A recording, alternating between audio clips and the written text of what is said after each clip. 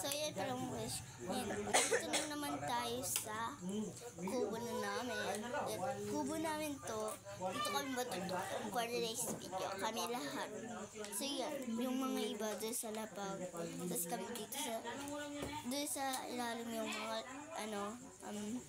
mga iba at kami dito. Ako pa napapakita ko lang. Ayan, kumakain sila. Ako, kumain na ako. Ayan, si ate kumakain. So yan, yung ilaw, yun. Nakabakod na yung aming yung aming kubo para walang maakyat, no? Ayan. Ayan. So yan, nabagod na. Yan, kumakain sila dun. So yan, magbababay na ako.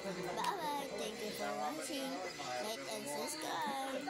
And comment.